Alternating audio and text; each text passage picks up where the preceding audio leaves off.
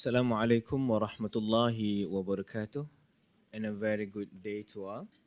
The organizing committee from the Department of English Language and Literature, DEL, Kuliah of Islamic Revealed Knowledge and Human Sciences, International Islamic University Malaysia, and from the International Institute of Advanced Islamic Studies, IAIS Malaysia, representatives from IAIS Malaysia and DEL IUM, moderator, panelists, professors, doctors, students, distinguished guests, ladies and gentlemen.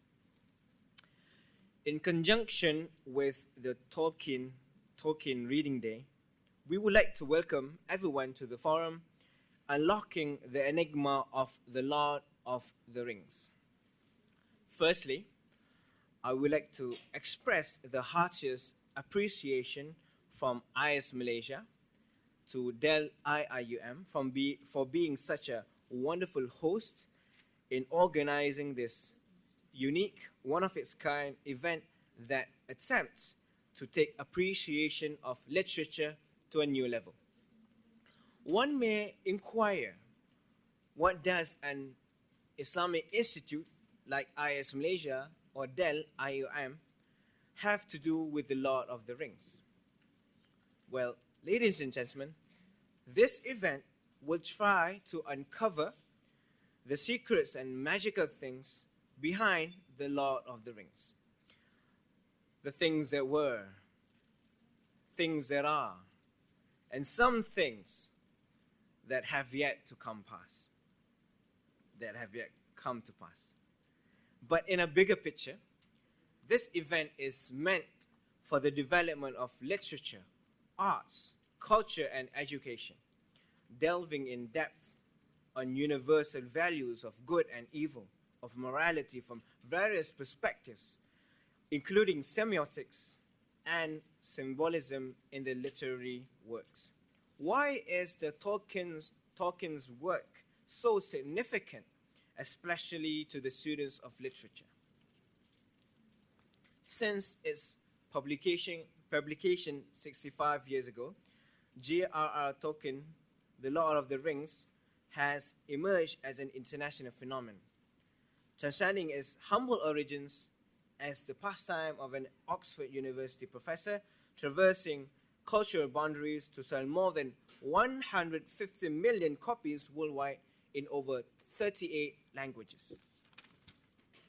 Tolkien's work has moved creative writing from literature to filmmaking, animation, design, and even tourism, creating billion-dollar industries. This is why we want to inspire everyone, especially the students, to learn from Tolkien in producing high-quality works through creativity and imagination. Ladies and gentlemen, before we proceed with the forum, allow me to invite Dr. Siti Noraisha Ahmad, Head of Department of English Language and Literature, DEL IOM, to deliver welcoming remarks on behalf of the organizing committees. Please welcome. Assalamualaikum warahmatullahi wabarakatuh. Thank you, Brother Amin, for the inspiring opening. I don't think I could have thought of a better one because I think many people don't realize how much literature has a powerful role to play, and like he mentions, it is the phenomenon of the Lord of the Rings has become so big, it even reaches to tourism. Yeah, who would have thought books can do so much, not just for the imagination. Good morning to all, and welcome to this, can I say, gathering of geeks. Only geeks read this. I mean, this is the common stereotype that only geeks read fantasy.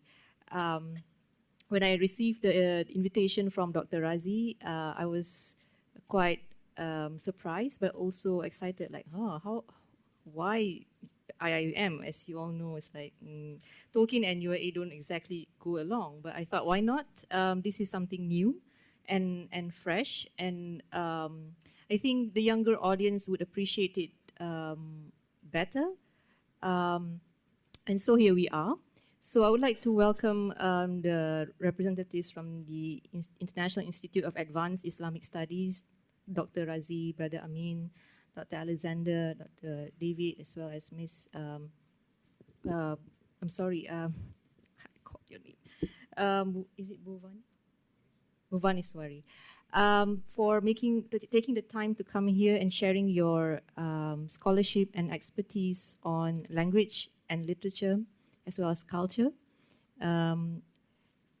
Thank you also to the International Institute of Advanced Islamic Studies for choosing the Department of English Language and Literature to be a co-organizer, and we hope there will be future collaborations.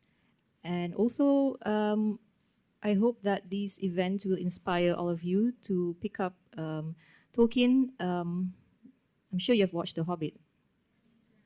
All right, as well as The Lord of the Rings. Yes, I read the Lord of the Rings trilogy as an undergraduate, so that was many years ago, and I think some of our lecturers here, Dr. Maimuna, Dr. Maskana, also are great fans of fantasy, believe it or not. All right, so who says linguists don't read literature? That is a misconception that you may have, but you will have to rethink about it. Thank you, Dr. Siti and Aisha.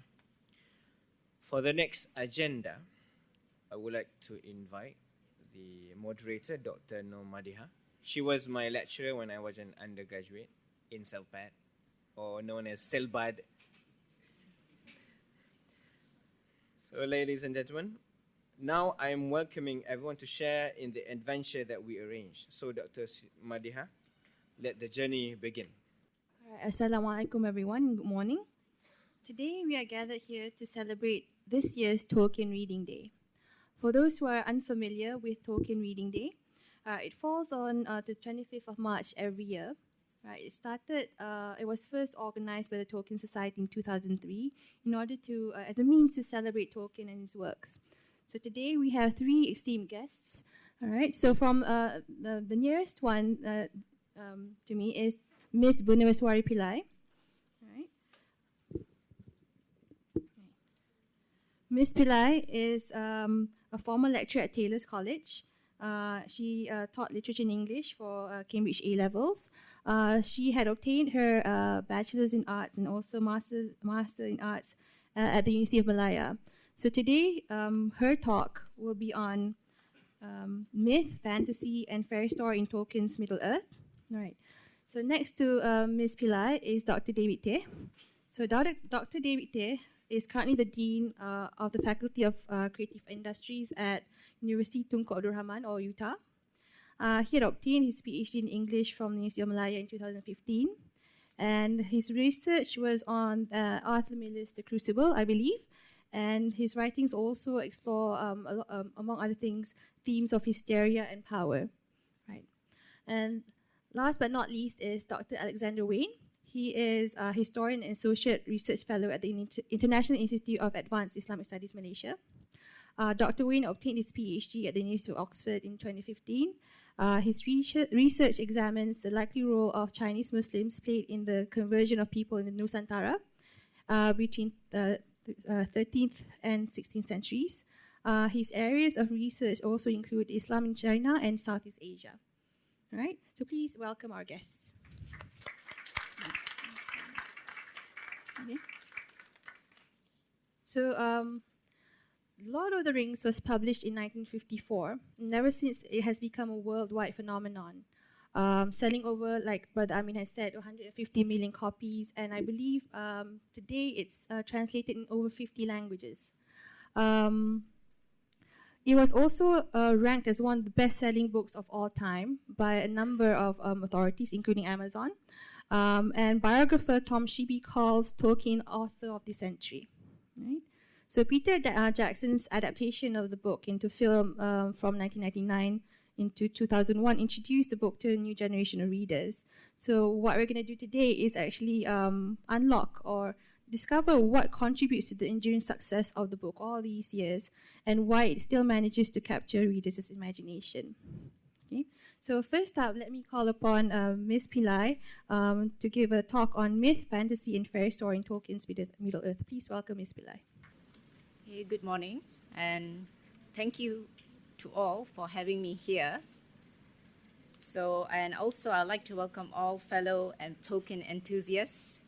And if you're not one, hopefully that this forum and the speakers here will bring about change of hearts, right? So my presentation would be based on my master's dissertation, and this is my master's dissertation's title, Myth, Fantasy, and Fairy Story in Tolkien's Middle Earth. So what I'm focusing is on the genres. My thesis is focused mainly on the genre, and I will present the general idea of it, right? So these genres, myth, fantasy, and fairy story.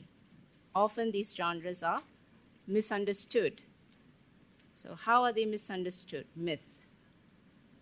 According to the Oxford English Dictionary, or OED, there are two distinct definitions for the word myth. See that? A traditional story, especially one concerning the early history of people or explaining a natural or social phenomenon, and typically involving supernatural beings or events. And let's look at the second one, a widely held but false belief or idea. Right? So these are the misconceptions of how the myth is misunderstood or myth-understood. So this is quoted here. Next is fantasy. We'll go to the next genre. Childish and irrational by the modernists, right? Fantasy, eluding reality, escapism, and realism is regarded as having the truest representation of reality, while fantasy is considered as moving away from reality. So we see the similarities, right, from myth to fantasy. So the second definition has been widely accepted, unfortunately, right? Second definition for myth, as we see previously, right? False belief or idea. And for now we looked into fantasy, also the negative perception of this genre. So let's look at fairy story now. So when it comes to fairy story, Tolkien was dismayed that the OED, or Oxford English Dictionary, did not even have a proper definition for it. So let's look at the definition here. A tale about fairies, generally a fairy legend, right? Unreal or incredible story, falsehood, right? So fairy tales discourage in the importance of effectiveness of action. This was quoted by Rosemary Jackson, right, who is a literary critic, who powerfully leans on both Marxism and psychoanalysis, right? And she also further mentioned that it reinforces fairy story, reinforces blind faith in eternal and moral values. Really those of an outworn liberal humanism. So blind faith and suitable for only children and not to be taken seriously. So far, these are the similarities between these genres. So you were thinking, why does Tolkien defend them, these genres, right? Because he believed these three genres, generally myth, fantasy, and fairy story, are seen as false, untrue, turning away from actuality, truths of life in general, right? Yes, undeniably, all fiction, by definition, is not real. However, Tolkien and his scholars believe that some types of fiction, like myth, fantasy, and fairy story, have a closer relationship with reality than others, because they represent certain types of truth, of good and evil, right? Deliver truths through consciousness, imaginations, and feelings. So they deliver truth, but through consciousness, imaginations, and feelings. And surprisingly, Tolkien works on all this misunderstood, right? Genres, all these three genres. To create, why he include all three genres? To create a powerful story that is both relatable and relevant. So before I continue, I would like to clear some key concepts, Tolkien's key concepts. So this is his famous essay, Tolkien's series on myth and fantasy and fairy story, can be found on Tolkien's famous pertinent essay and lecture title on fairy stories. So it's the center point, defining study and a center point of in his thinking about the genre. The lecture is a critical bridge that links the Silmarillion, the Hobbit, and especially the Lord of the Rings. And it covers significant concepts like subcreation, fairy, and eucatastrophe. First took shape here. So these are the subheadings in the essay. We have fairy story, origins, children, fantasy, recovery, escape, consolation, and epilogue. Okay, so what is mythopoeia? Myth-making, right? Myth-making. What about sub-creator and sub-creating? These are the concepts, Tolkien's important concepts. So God is the original creator, while sub-creator are world builders and myth makers. Tolkien did profess there is no higher function for man than the subcreation of a secondary world. Next is, he believed that he is a mere scrivener of God's myth. So he's inspired by God, right, his myth. Next, subcreation in Arda and Middle-earth. So besides, he is the sub-creator, Tolkien is the sub-creator. In Middle-earth, in the Silmarillion, right? So we have the creative efforts of the Ainur and the people, such as elves, dwarves, men, hobbits of Middle-earth. Okay, next. Fairy, the realization of imagined wonder, and realms found in fairy stories are subcreated by human beings. Like, for example, in Harry Potter, the wizarding world of Harry Potter, it's a fairy. It's the secondary world, right? So that would be one example. Next, secondary world, secondary belief. So primary world is created by God. Secondary world is like Middle-earth, or the fantasy worlds, the fairy realms. And we have the secondary belief means true believing, right? True believing. So a sub-creator aims not for the willing suspension of disbelief. So what is willing suspension of disbelief? You suspend for a while your disbelief, right? To believe in a movie or a novel that you're reading. But he's not aiming for that. He's aiming for true believing, right? In the secondary world, as if it was real, as his or her own, in an enchanted state. So he's aiming for that. He has aimed for that, and it's true. You will see from the worldwide selling of his books, it is a success. So he believed that willing suspension of disbelief acts more like a make-believe, a subterfuge, like a trick. So he believes in achieving true believing or secondary belief.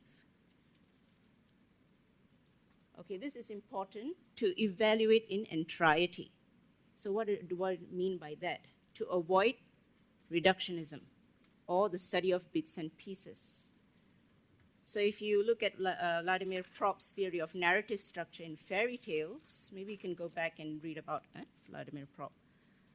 So what he says that all fairies are of one type in regard of their structure, and the number of functions known to the fairy tale is limited. That's what this is called reductionism. So it's limiting the function of fairy story. If you have to read it in entirety, right? So this is important. So you don't limit. So what about a study of, say, The Hobbit in a Marxism point of view, or feminism point of view, or psychoanalysis point of view, right? What's the difference? Of course, it makes an interesting and enjoyable study, and also it will show the Marxist findings of fairy tale, but you cannot appreciate The Hobbit as a whole. So if you like, that's what reductionism is, right? You pick the bits and pieces. So I'm only going to focus on psychoanalysis, Marxism. So you cannot see it as a whole, entirety. So you miss out the certain moral values or certain the beauty of Middle-earth. So you'll miss that. So why we have to evaluate literary texts as things told in entirety is to avoid making general conclusions and the tendencies of oversimplifications.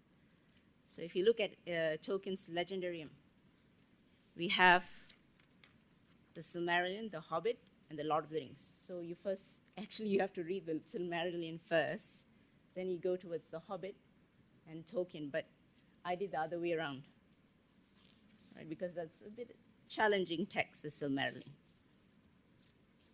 So I believe that one must read Tolkien's Legendarium as a whole because it is made of combination of myth, fantasy, and fairy stories. So in the Silmarillion, he covered the myth part, allegory. So Tolkien detested allegory.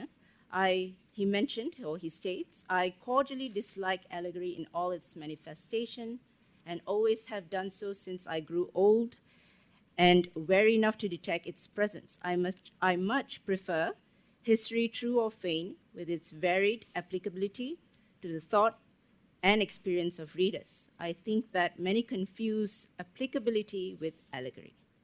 But the one resides in freedom of the reader, applicability is the freedom of the reader, and the other in the purpose domination of the author.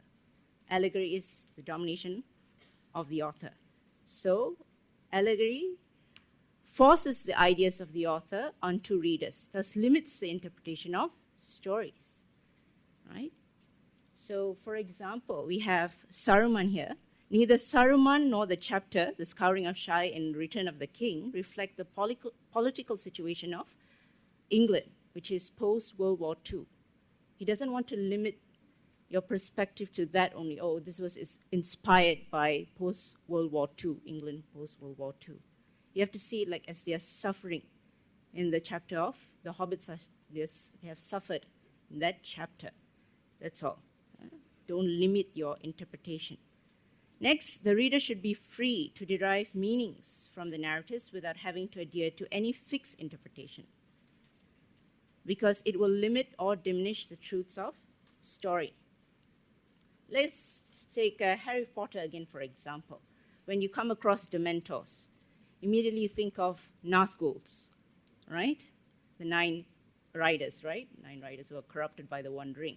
Next thing is you see the spider in Harry Potter, right? Aragog. You can compare it to Shelob in The Lord of the Rings.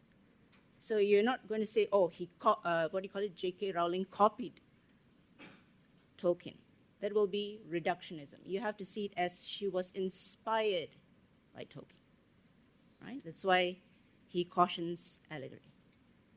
So let's now look into my humble contribution. So my primary aim is to prove that Middle-earth is the creation that has derived from the combination of myth, fantasy, and fairy stories, these 3 genres put together, to portray good and evil in Middle-earth.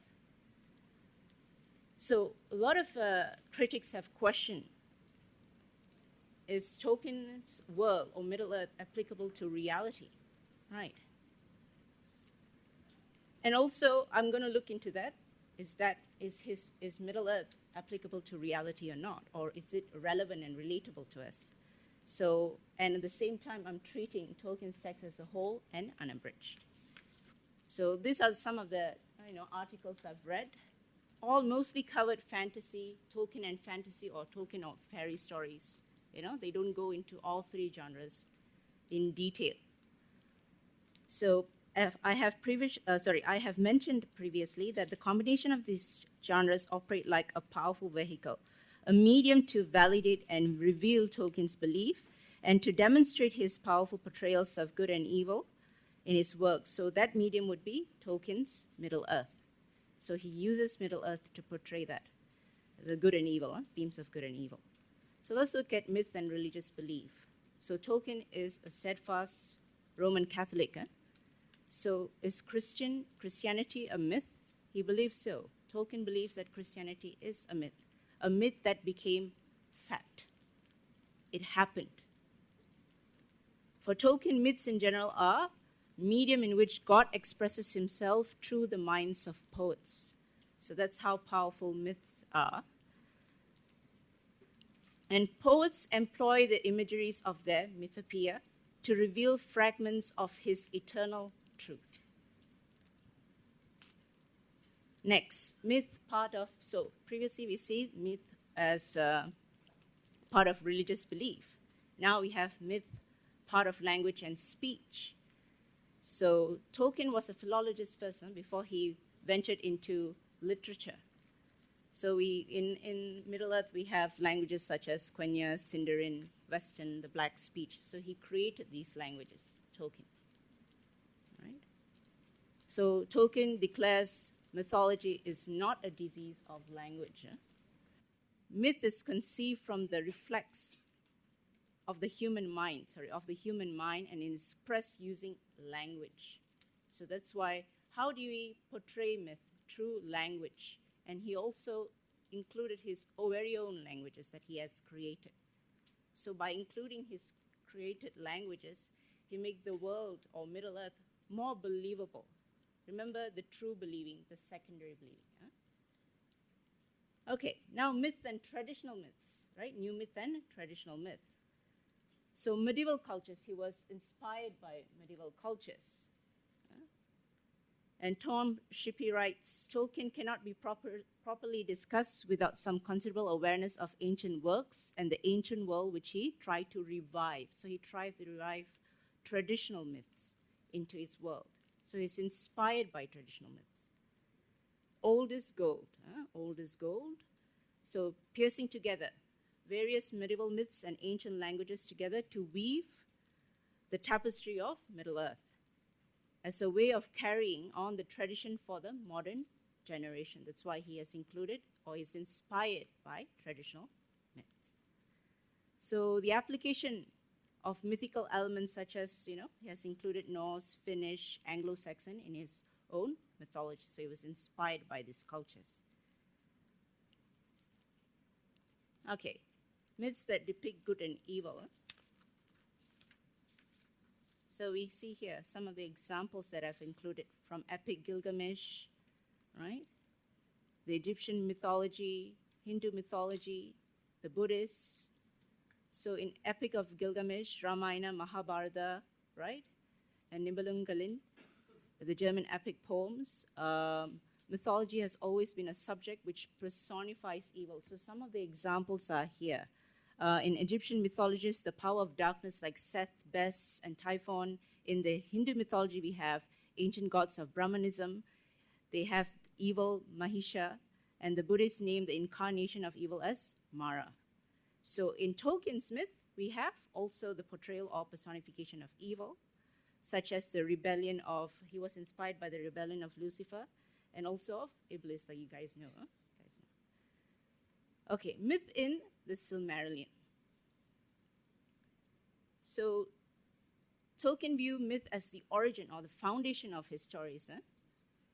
This is clearly evident in his essay, like I previously mentioned, on fairy stories, and he discusses it under the subheading of origins.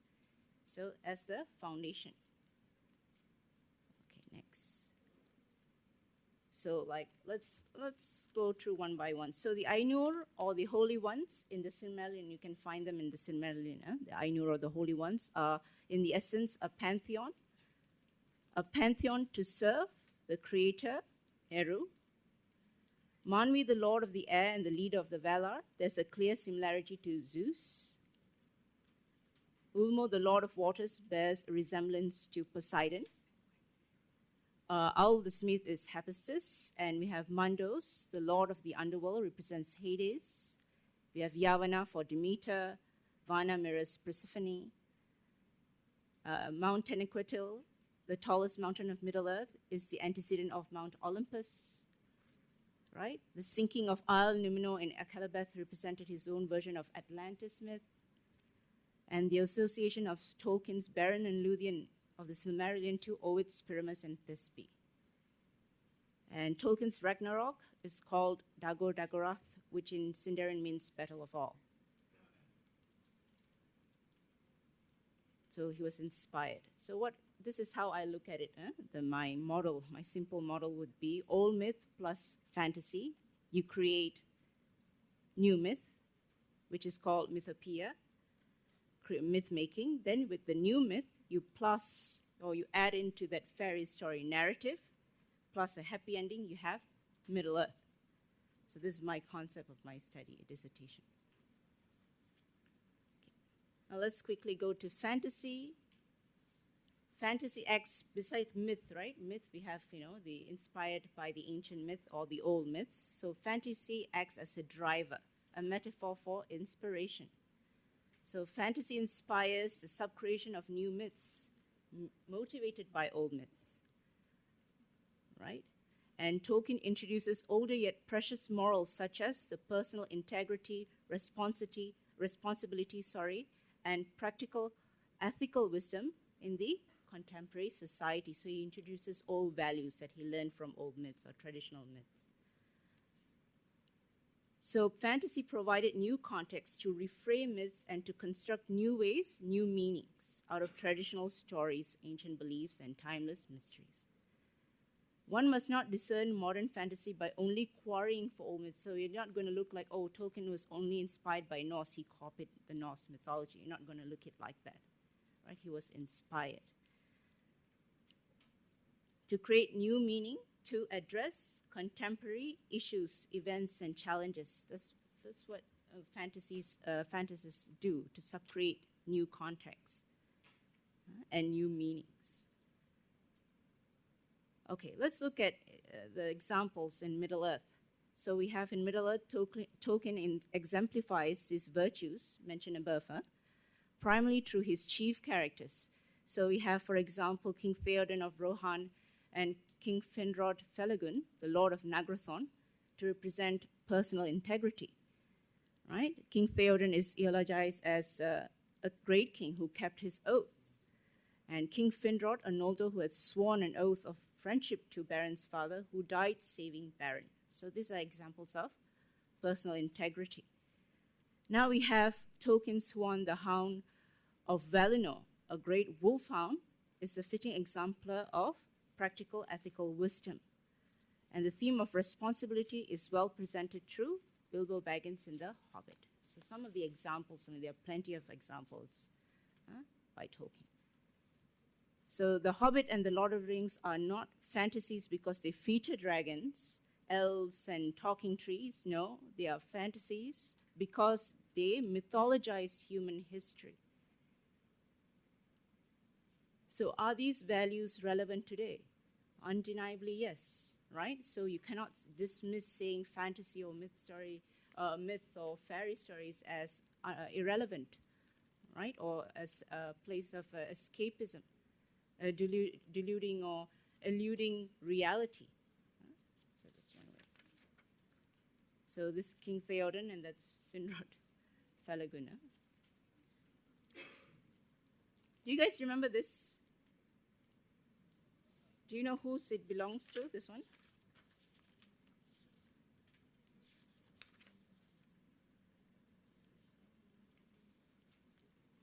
This hammer was called, or this, this battering ram is called Grond, and it's known as the wolf's head.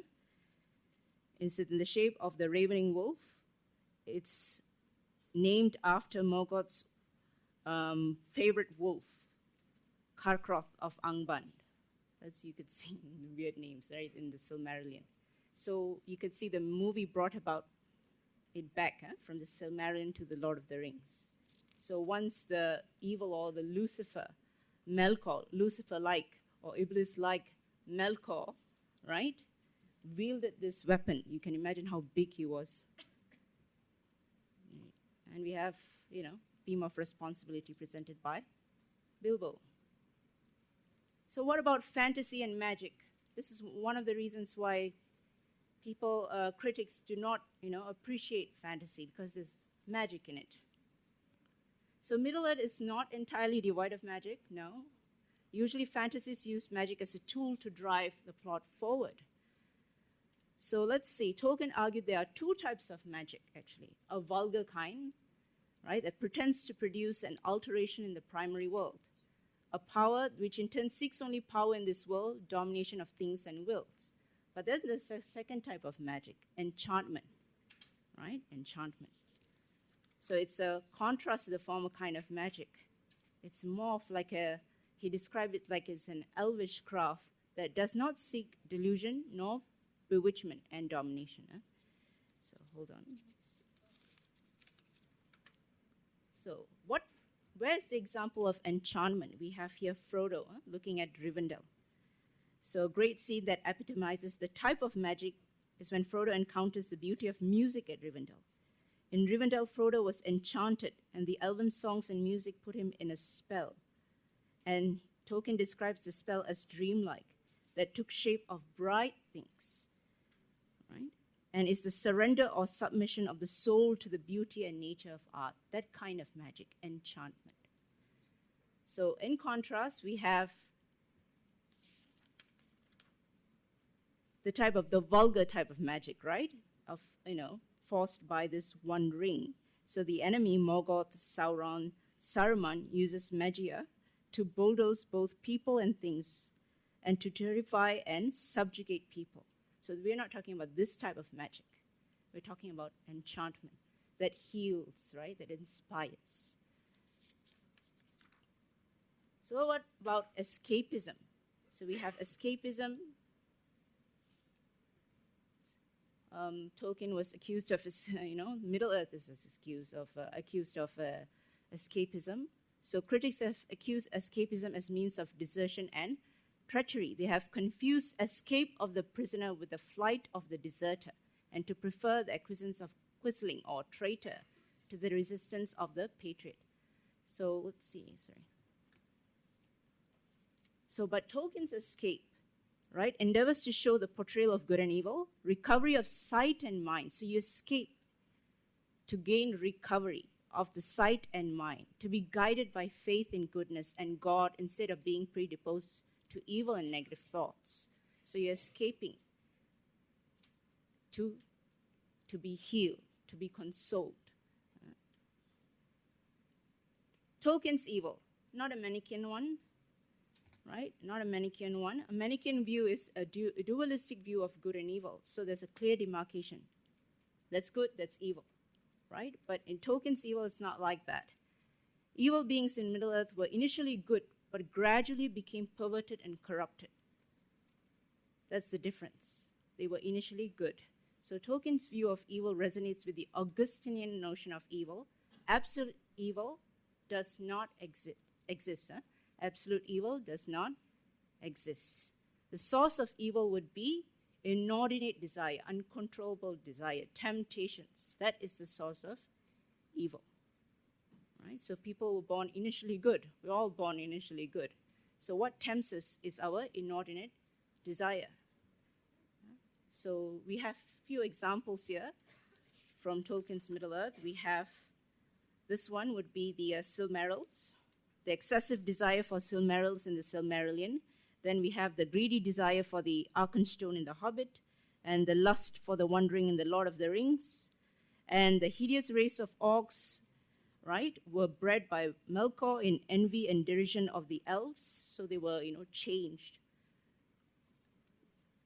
They were changed, So the elves and the trolls are mere counterfeits made in mockery of Ents. So the Ents are the big tall trees, right? So he perverted them, corrupted them, and made them trolls, right? And elves were corrupted and made into orcs.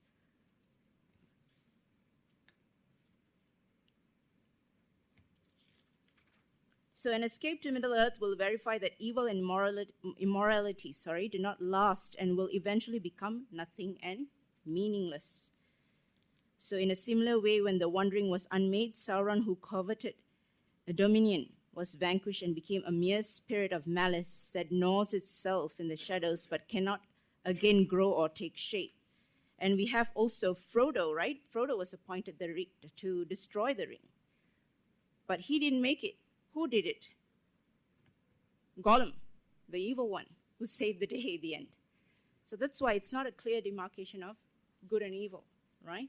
So that's how the twist happens, the plot twist. And it's interesting. And it kind of make us realize that you cannot, judge a person, simply.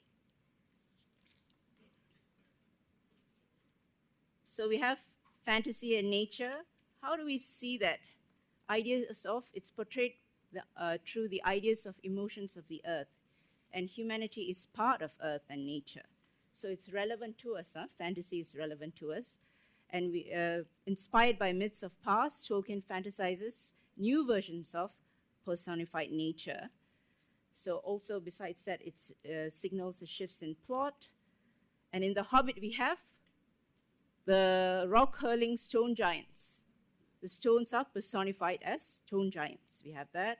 And we have in The Fellowship of the Ring, Tolkien personified Caradhras the Mountainer as cruel and ill will. It has ill will. And the power of fantasy enabled Tolkien to make nature determine certain major outcomes in his theories. So these are the, I hope it's clear. So the rock giants, and then we have Caradhras here. So finally, we're coming to the last genre. We have fairy stories, says the definition, according to Tolkien, does not depend on any definition or historical account of elf or fairy, but upon the nature of fairy, the perilous realm. So what does he mean by that? So you can go back and check this quote. So it's actually not fairies, but fairy. Fairy is the realm, like Harry Potter, the Wizarding World, right? That's a fairy. Yeah. So Middle-earth is a fairy. So fairy stories derive from the word fairy, not fairies, the ones with, angelic wisp sprites.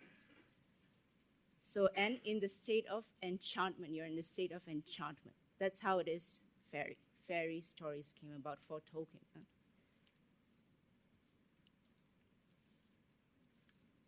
So that's Thor. So we saw myth, ancient myth. To make it new myths, you use fantasy. You fantasize, you create new versions of myth. And at last, using it in a fairy story, putting it in a fairy story to create a most potent mode, stories in most potent mode.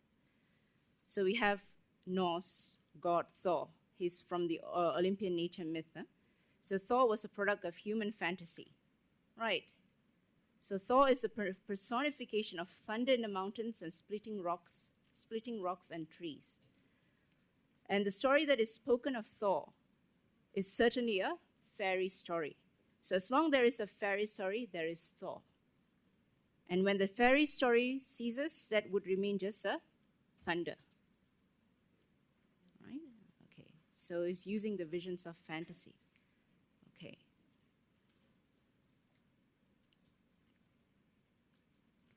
Quickly. Let's go quickly to the year catastrophe part. This is the happy ending. So fairy story must end in happy ending. Must have a happy ending. But why? Because it provides consolation.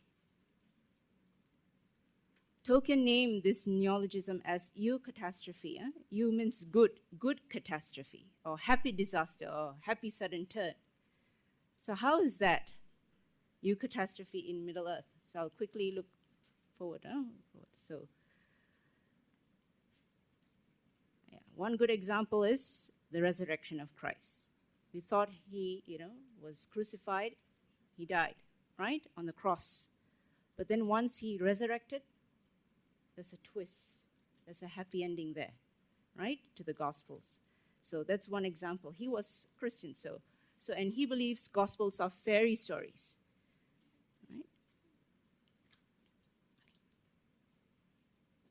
So in Middle-earth, there are inevitable and irreversible losses like Entwives, the passing of high elves, and the waning greatness of Gondor.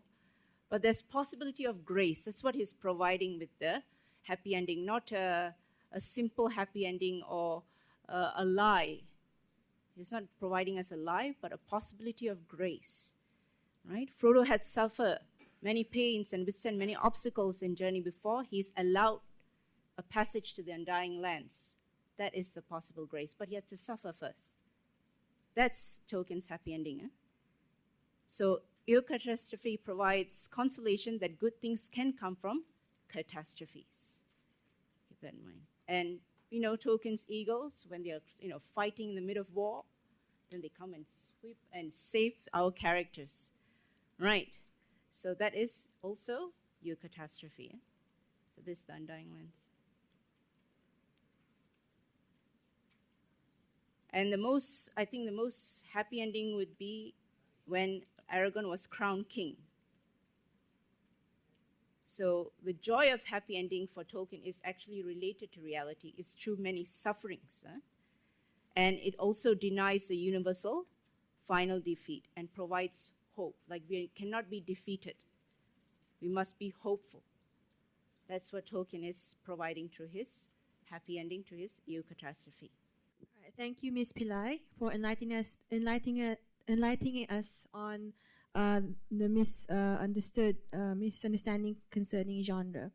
All right, next, I would like to invite Dr. David Tneh to give us a talk on a study of the orcs in J.R.R. Tolkien's The Lord of the Rings. Thank you. Please welcome Dr. David Tneh. Okay, formalities first. First of all, a very good morning to everyone. All right, to thank the Advanced Islamic Studies Malaysia, IAIS. I think Associate Professor Dr. Muhammad Azam, Deputy CEO and Conference Chair, Dr. Razi Ahmad, all right, also from IAIS, for the invitation which I received on Monday. So I was hurrying to prepare the slides, slide update, right?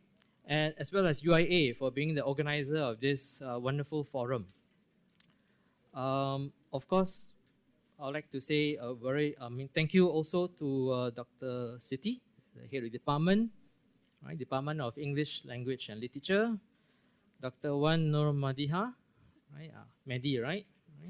My fellow Tolkien enthusiasts, right? Dr. Alexander Wain and Ms. Buveneswary. And finally, to the very admirable crowd gathered here today, right? A huge, huge turnout. Admirable because I think we are talking about the year 2019, the age of Internet of Things, IoT, fourth industrial revolution. We throw in the blockchain, Bitcoins, 10 cent, not 50 cent, right? The rapper, Alibaba, IG stories. I heard this morning, Game of Thrones fans, right? And Tolkien still resonates well and strong with everyone here today. So thank you very much for making this, for coming here and listening to us, right? Hopefully I won't bore you with a lot of facts and all, because I do not want this to be a very academic kind of sharing. It's just a sharing session. It will take only 15 minutes or less, right? Because it's just pictures, pictures, and pictures. And after such fascinating insights from Ms. Buveneswary on the greater and grander scheme of things of Tolkien's Middle-earth, I, on the other hand, I'm sorry to say, pale in comparison with her research. Because my fascination, again, this is a disclaimer, I'm not a Tolkien expert. I just happen to adore Tolkien's Lord of the Rings and his works, and the movies, and The Hobbit. That's about it. And I just happened to write a mini dissertation on Tolkien, titled A Study of the Orcs. Very straightforward, very boring. Right? So I focus on the orcs. Why the orcs? Maybe I'll elaborate later. My sharing session today is based mostly, again, on my some snippets of my MA dissertation, proudly completed in arguably the most difficult place to do an MA in Malaysia, which is, I will name, right, the Department of English, Faculty of Arts and Social Sciences, University of Malaya. Don't quote me, right? Don't quote me. Right? Yeah, it's very, quite a difficult, journey, but nevertheless very satisfying, right? Very enriching. My examiners were from UK, Patrick Curry. So Patrick Curry actually examined my MA. He's a famous Tolkien critic and author. I'm not name dropping, don't get me wrong. But I also notoriously turned down Tom Shippey as my examiner. Right? If not, I wouldn't have an MA. Tom Shippey is like Chomsky. So when I wrote to Tom Shippey and I got a reply from him, I kept quiet. He said, okay, I'm interested. Then, of course, I kept the email, printed the email in color way back in the year early 2005. I still kept the email in a folder to remind me of my foolishness in turning down Tom Shippey in favor of Patrick Curry. Right? Anyway, to cut the long story short, right, here I am today sharing my short writing with you all regarding the ox. Okay, so as my sharing here today, I'll be speaking about the ox, right, and why. Okay, highlighting their importance, all right, existence, contribution, and complexity to the epic tale. So again, I need to quote because all the images, the stills were from, as academics, we need to quote, we need to cite. If not, it's plagiarism. They are taken from Tolkien Gateway, number 1. Some stills from Peter Jackson's version of Tolkien's The Lord of the Rings. And of course, the famous illustrator, Tneh, right, who did a lot of drawings for on The Lord of the Rings. Right. Okay, now why the ox? For me personally, I think the wonders of Tolkien's Middle-earth, bear in me, I will have to do a little bit of reading because I'm quoting from a lot of sources and from Shippey and some parts of my writing. So for me personally, right, Tolkien's Middle-earth, right, is very special because simply for the fact that he single-handedly created the mythology as well as the languages, right, used that shows the diversity of races populating the world of Middle-earth among all of them. And the orcs are often dismissed as really unworthy of scrutiny and discourse, because when you use the term discourse, you need to utilize theory. Right? Attention, what I'm trying to say, should be paid to the devious, malignant race of orcs because of their presence in all 3 works: The Hobbit, The Lord of the Rings, and the Silmarillion. So they are very prevalent, they are everywhere. The orcs are involved in all the major battles from the First Age to the Third Age, and they are worthy of our attention since they've often been overlooked as merely very dispensable. You can send 1,000, you kill all of them, end of story. Right? They are often viewed as very unimportant slaves of Sauron. So to most avid readers, number 1, they are seen as the embodiment of evil. Right? They are wild, right? Malignant creatures of terror and destruction. Right? They are rage and brutality, feared by many. They are Sauron's swift shock troops. Fast and furious, not the movie, right? Fast and furious in doing his will. In fact, their origin predates, as highlighted by Ms. Buveneswary, a time before any battle took place in Middle-earth. So the orcs were created from the elves, that's what we know. The orcs remain one of the most hated creatures of Middle-earth, an antithesis of the elves in every way. So that's why there's a bitter enmity. The elves and the orcs, they hate one another. And this hatred stems from time immemorial, one that lasted from the beginning till the present struggle in The Lord of the Rings. So they are made to be corrupt versions of the majestic elves. Right? They are one of the oldest races in Middle-earth, and the second oldest image of evil in existence after the spirits of fire in the second movie, the Balrogs. Right, who were also corrupted by Melkor. So Melkor, in fact, is the entity who started to create all the evil beings in Tolkien's Middle-earth. Right, and okay, moving on. Right, so orcs. So keywords here. They are Tolkien's most common image of evil. They have existed from the time of the Valars, from being just formidable soldiery. The orcs have risen up the ranks to be the most lethal arsenal of the dark side. So what they lack prominence. They lack prominence as compared to the illustrious elves. So the elves are very fair, very tall, minimum 6-footer, very skilled, they can live forever. But if you compare to the ox, then you can see a sharp distinction, automatic foil to antithesis, all right, between the two races. The ox are definitely stated to be the corruptions of the human form, right, seen in the elves and the men. Just a short description. They are or were squat, broad, flat nose, sallow skin, with wide mouths and slant eyes. In fact, degraded and repulsive versions of the Europeans, least lovely the Mongol types. Tolkien's depiction of the ox as a misguided race, evil, ruthless, and savage, had indirectly portrayed the ox as consistently evil from the moment of their creation. Right?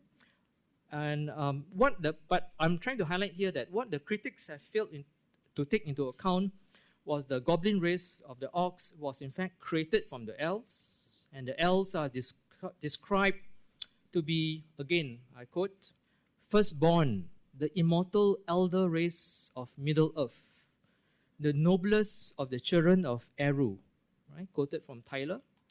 They share an exact ancestral past from at the beginning, but Melkor's insidious ways had waylaid them with his evil power, transformed some of the captured elves into ox. So therefore, although both of them share an indistinguishable beginning, complexities arise, right? As to whether the ox are capable of knowing goodness since they were originally elves. So there's a question here. Can they be good, the ox? Tolkien tells us, again I'm quoting from the text, for nothing is evil in the beginning. Even Sauron was not so. This is a positive affirmation, right, that the ox are not originally evil, since Sauron, after all, was good at the beginning. Now, Tolkien further elaborates in his letters that the ox are, I quote, fundamentally a race of rational, incarnate creatures, though corrupted, but if no more so than many men today. Right? Quoted from Carpenter. Tolkien's statement is interesting, right? First and foremost, because he compares the race of the ox to the common men, and secondly, number two, they are said to be capable of thought. This would, in fact, do justice to the position of the ox, as they are not mere mindless slaves of Sauron. Right? So Tolkien himself reacted strongly on allegations that his novel was only about good and evil. So it's actually more than that. He says, and I quote, "Not that I have made even this quite so simple. There are Saruman, Denethor, and Boromir, and there are treacheries and strife even among orcs." Right? From Carpenter. So in the ox, Tolkien portrays the complexity of evil that goes beyond mere comparison or contrast with the elves. Our understanding of evil is in fact challenged when Tolkien shows that evil can exist in many shades. So there are, it's not just black and white. There are other shades that of the nature of humankind, of humanity that can be considered when you read The Lord of the Rings. And the ox is a perfect example where such complexities show the many facets of evil. I'd like to quote from W.H. Auden here. So Auden has said that response to, this is a snippet from regarding the different races of Middle-earth. In the secondary world of Middle-earth, there exists, in addition to man, at least 7 species capable of speech and therefore moral choice. Elves, dwarves, hobbits, wizards, ents, trolls, and the last one, orcs. Thus, Tolkien's presentation of evil is convincing and captivating because Tolkien portrays the nature of evil alternating between maniacanism or dualism and the Botian perspective, as highlighted by Ms. Buveneswary. Right? Tolkien incorporates the two views as a sort of an answer to the nature of evil. That's why I know partly one of the reasons why The Lord of the Rings is interesting is because it's in fact the portrayal of evil is very real, really striking. In fact, it even overshadows the goody two shoes of the nature of the elves, all right, and the very kind and benign ends, right? Because evil is so real. And how he makes that connection between evil in The Lord of the Rings and evil we see today in society, for example. Tolkien, of course, wrote from his experience as a soldier in World War I, seeing people dying everywhere, seeing the nature of humankind, greed, political power, and the atrocities of war. Right? So that is in fact personified in The Lord of the Rings. Okay, sorry, I got carried away. Talking about the dualism. So Manichaeism, meaning dualism. Evil, good and evil, two separate entities. The Botian perspective is there's no such thing as evil. Evil is just the absence of good. So therefore, Tolkien has in fact played between the two perspectives, Manichaeism and the Botian perspective. So evil is shown to be wavering between good and evil, but then there's limited transcendence for the race of the orcs, right? Okay, my next slide. Okay, orcs seen from the Manichaean dualism and the Botian philosophy. Right. Now, okay, I'd like to read just a small short snippet here. All right, the Manichaean view also states that the world is a battlefield between the powers of good and evil, equal and opposite, so that one might say there's no real difference between them. And this is a matter of chance, which side one happens to choose from Shippy.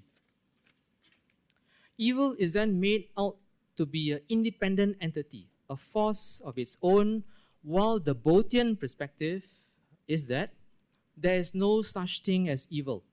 What people identify as evil is only the absence of good. Right? Quote from Shippy. So therefore, we are made to see evil as an internal, Botian, and external, Manichaean force. And the ambivalent nature of the orcs fits perfectly, to a certain extent, to the Botian mold. So orcs wavers between the two perspectives. 1 minute, you can see that they are pure evil. Another minute, you can see they have a lot of conversations with them, and they place a lot of importance on solidarity, loyalty to their own kind. Right? Now, interesting fact. From the nearly 30 types of evil images in the novel, the orcs are shown to be capable of demonstrating a limited transcendence. And this is seen from as many as 6 conversations that the orcs share among themselves. It is also very worthy to note that only the orcs, as an evil race, have this many conversations, which reveal much of their character and mindset. On the other hand, from another angle, Shippy comments that the orcs are associated above all by their orcish humor. Their jokes, yes, they tell jokes, are more often than not associated with torture, pain, and the joy of seeing their victims or comrades suffer. Like, for example, in the Shelob, when there was this conversation between the two orcs, and they were asking how is Frodo, or after being cocooned, did Shelob actually eat Frodo? Right? So there was this conversation that took place. And common orcish words such as fun, sport, lads, LADS, appear to be contrary to the overall nature of the orcs, but in some ways similar to our own scale of humor, as repugnant as they may be. Right? Again, a short quote from Shippy. The orcs may be well down or even off the scale of humorous acceptability, but it is the same scale as our own. And humor is in conformity with Lewis's, C.S. Lewis, opinion above. A good quality in itself, though like all good qualities, it can be perverted, according to Shippey. Tom Shippey, in discussing the various characters in Tolkien's The Lord of the Rings, observes that the orcs do not have an inverted morality, but a sense of knowing good that is only limited. Okay, so they know what is good, but the transcendence is limited. The orcs are able to recognize goodness when it benefits them, right, or their race, and able to exhibit positive actions at times, but are unable to sustain this till the end. Because evil, again, the Botian perspective or the Botian angle is, evil is internal, caused by human sin and weakness and alienation from God. The orcs therefore recognize the idea of goodness, right? But orcish behavior, quote, whether in orcs or in humans, has its roots not in an inverted morality, which sees bad and good and vice versa, but in a kind of self-centeredness that sees indeed what is good, like standing by one's comrades or being loyal to one's mates, but is unable to set one's own behavior in the right place in this accepted scale, according to Shippey. All right. So, okay, moving on. Next slide. Dependence or interdependence of spiritual evil on physical evil, to a certain extent. To say that the orcs are a powerful portrait of evil without giving due recognition to other evil entities would be very unfair. In fact, it is only right to say the orcs also complement Sauron, Saruman, ringwraiths, the wargs, trolls, evil men, balrogs, dragons, and other evil creatures as a whole, thus making the story a very complete and systematic tale. The orcs are often the bodily extensions of the Dark Lord, and his influence throughout the entire story, and just as the eye and the one ring of power symbolically represent Sauron, the orcs are a third symbolic representative of the Dark Lord. By the way, the tale, epic tale, The Lord of the Rings, is very, very interesting because who is the Lord of the Rings? Can anyone tell me? Often we don't even think of the title, The Lord of the Rings. Who is the Lord of the Ring? Or rings? Right? So it's good that even if we think about that, Tolkien in fact places, evil as the center. Who owns the Lord of the Rings? Of course, it is. It is. It's not a rhetorical question. Yeah. Who owns the Lord of the Rings? Sauron, right? Yeah. So you see how most often we don't think about that, but yeah, evil. The focus is on evil. And here I am just taking one snippet, one sliver of the orcs and writing a dissertation on it. All right. Okay, where was I? The great member. Okay. So the orcs project the continuous presence of evil, right, that is further magnified by the compelling presence. Millions of orcs, evil orcs. The great numbers only prove how diverse, extensive, and pervasive the influence of evil is. Evil is shown to be insatiable in the pursuit of Middle-earth, brought about to a certain extent by the orcs, who are everywhere. They are the perfect embodiment of physical evil that grows at a steady pace, while the forces of good slowly diminish. The elves eventually, they sort of are given up.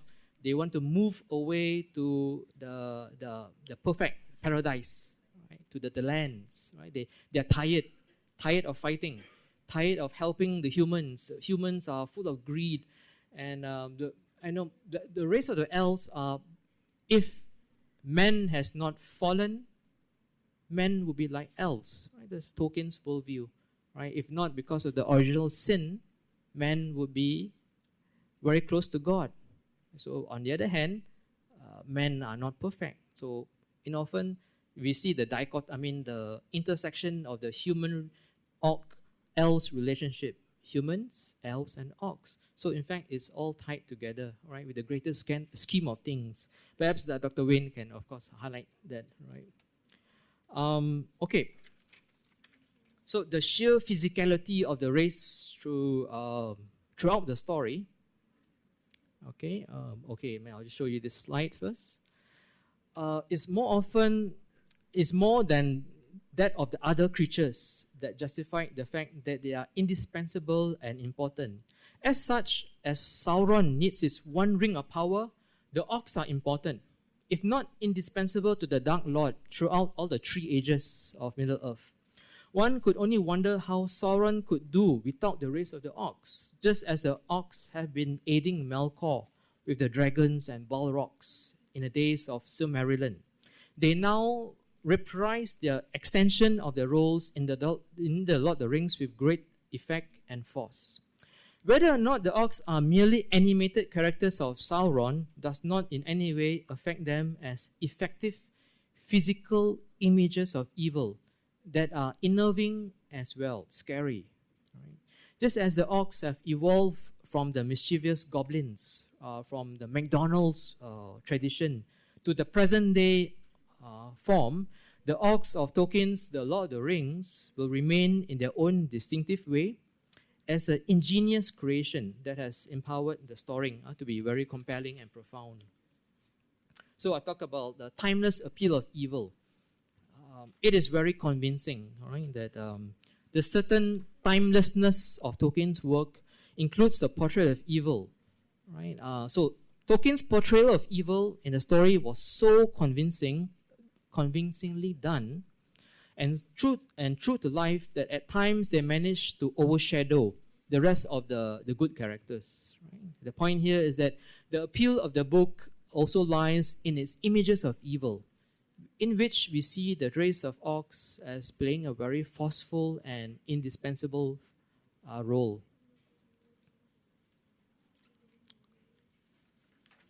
Okay, so I'm coming to the end, right? So Tolkien's orcs appear to be the most common image of evil in all his major works.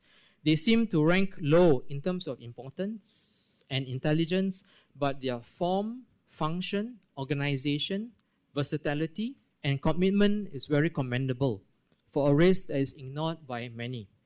Their involvement from every single battle from the beginning heralds their ever-increasing importance, and also as Tolkien's method of maintaining a very structured, vast, consistent Middle-earth mythology. This is achieved by using very tightly woven plots with uniform characters, such as the orcs. So the use of such an image of evil guarantees a consistency of conflict, evil plot, character build-up, and not merely as a means of providing a continual supply of enemies. This quote is by Shippey. Right? And simple and downtrodden as they may be, the orcs are symbolic of a race that is part of the fabric of Middle-earth. Right? So theirs is a secondary and nebulous existence that is of primary importance in showing the generic image of the orcs, how they are well established among the other images of evil, to show support to the overall structure of the saga. Their existence is essential to the entire saga or tale. They are not a separate entity, but very much dependent on the forces of good. So you see the dependence or interdependence of good and evil, evil and good. The orcs are then made to be intrinsically complex characters, persistently evil to a certain extent, with a hint of consciousness and the capability to comprehend good. They have the ability to recognize and demonstrate affirmative actions, a temporary transcendence, though not sustained to the end, speaks well of their complexity and involvement as a foil to the elves. In this, or in them, we see a race torn apart with splinters of past consciousness, the present Botian struggle, and multiple binaries. Yeah, the binary was the word I was looking for earlier on, right? They shape the orcs as a race worthy to be researched in the space granted us by Tolkien's The Lord of the Rings. Right? Thank you very much. All right, thank you very much, Dr. David, on your examination of the orcs and the portrayal of evil in Lord of the Rings. Usually when we talk about Lord of the Rings, we always look at the orcs as one very an image of evil. However, if you've actually read the Silmarillion, the Hobbit, and Lord of the Rings, you all know that even elves are capable of evil deeds. Right? So if you have any questions, we have a sharing session afterwards. So if you have any questions, please keep your questions until the end of the program. So next, we have Dr. Alexander Wain, and he will be talking about symbolism in the Lord of the Rings. Thank you. Thank you very much. Good morning, everyone.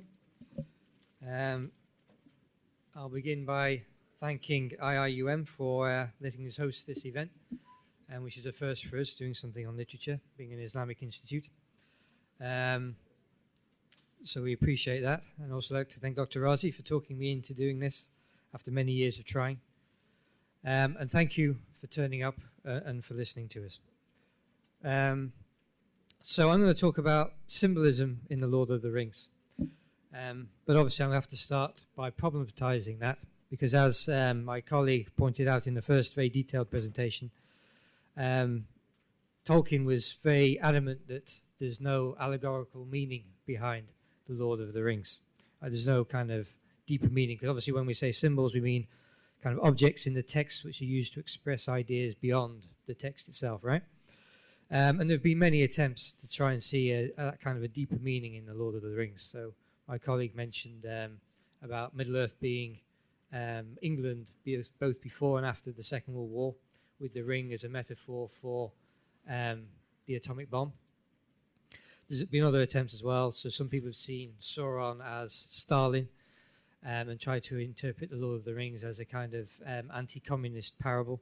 And there's been various Catholic interpretations as well of the Lord of the Rings. But Tolkien was always very firm that there was no kind of underlying meaning in those kinds of terms. Which of course raises problems for me for trying to find symbols in there. But he didn't deny that the text had applications. And he also didn't deny that the experience of the author would inform the form the text took. So to quote from his preface to The Lord of the Rings, he said, "An author cannot, of course, remain wholly unaffected by his experiences, but the ways in which a story uses the soil of experience are extremely complex." So in there he's saying, I think, that there are aspects of his life which affected the shape and the form that the Lord of the Rings finally took.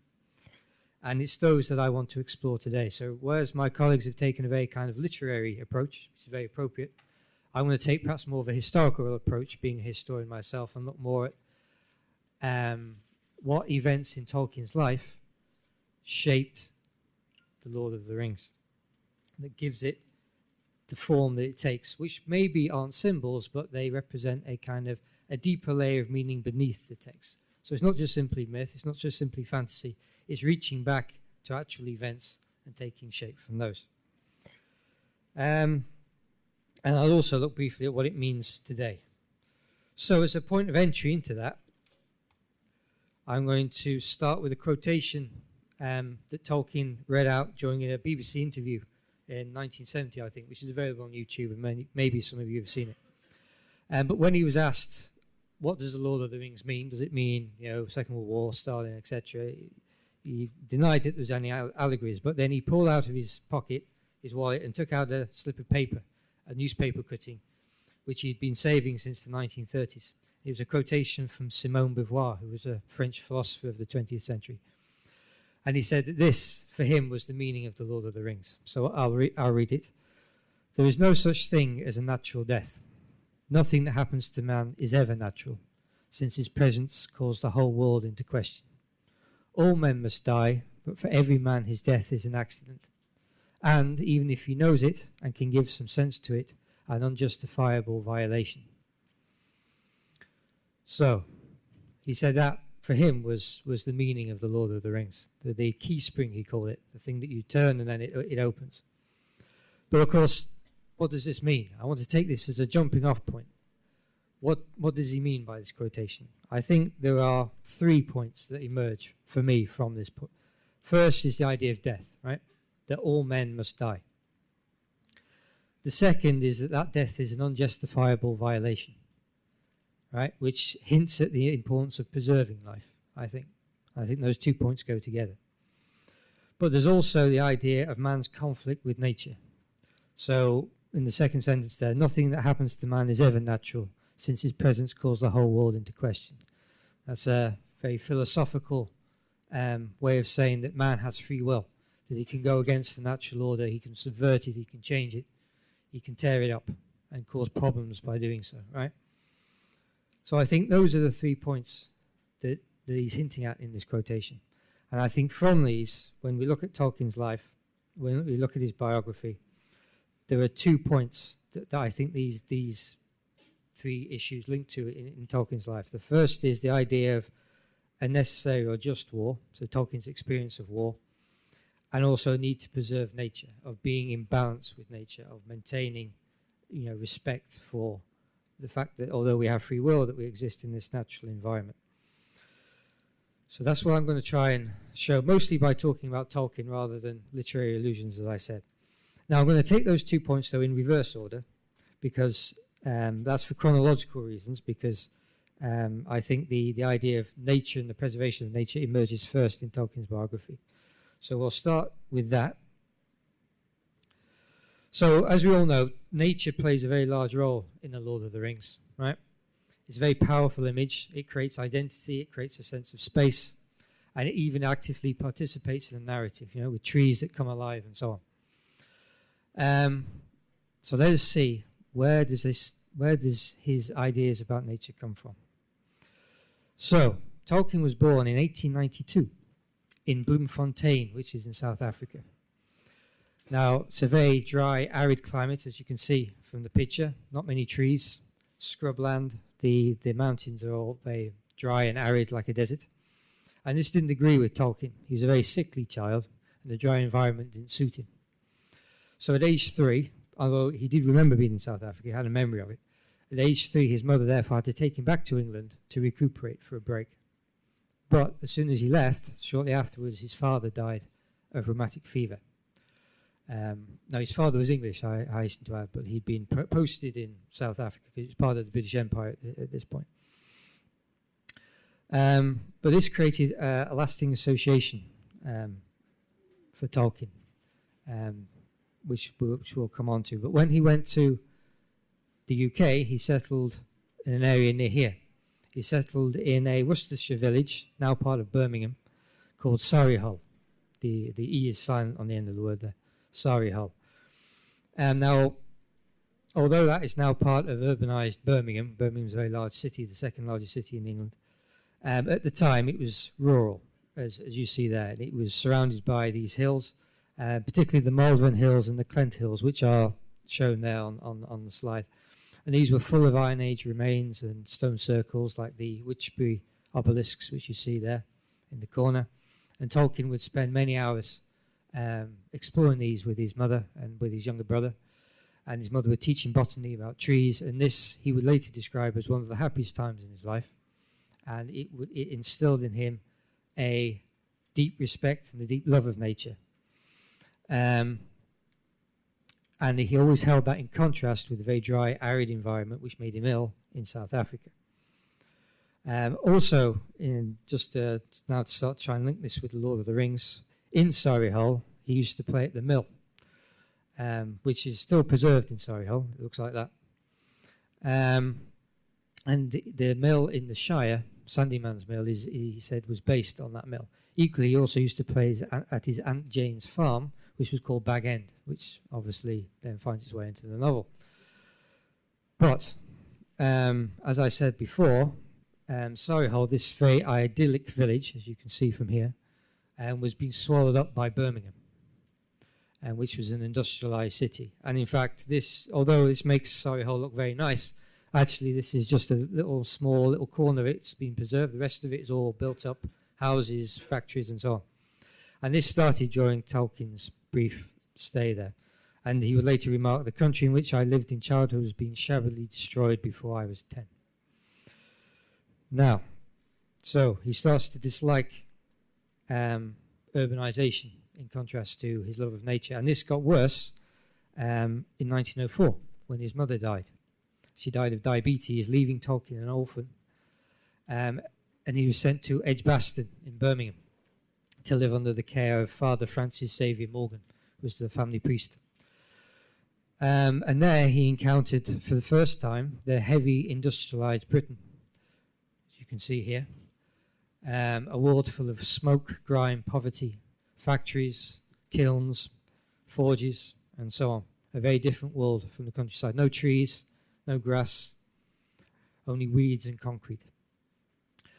And from this was born a lifelong association between different types of landscape, I would argue, and different emotional moods in Tolkien.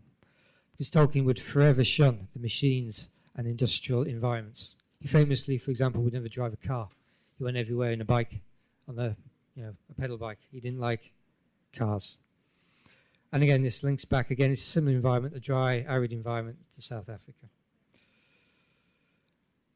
And so, not surprising, when Tolkien was old enough in 1911 to go to university and choose where he wanted to go, he went here to Oxford, where he began studying. And then he later became professor of English there in 1925, and he would stay there until his death in 1973, except for a brief period in Bournemouth. And he obviously had a deep respect and deep love for Oxford and its green hills and its very leafy environment, because it reminded him again of his childhood, which had disappeared, that environment in Birmingham by this point, and he could kind of re-engage with nature there. So let's link this a bit more to The Lord of the Rings. So I think in The Lord of the Rings, although there's a continuity of different types of natural environments, I think really we're drawn as a reader towards two different types. The Shire on one hand and Mordor on the other. So the Shire is a beautiful, idyllic land, free of industry, where people live simple and comfortable lives set amidst rolling countryside, in which trees were laden with apples, honey was dripping in the combs, and the corn was tall and full, with fern and grass deep and soft and strangely fragrant covering the ground. It's a very idyllic nature, and I would argue that he was replicating the English environments which were most important to him, his childhood environment with Bag End and so on, but also Oxford, and indeed on a very early map of Middle-earth, because Tolkien drew all the maps of Middle-earth himself.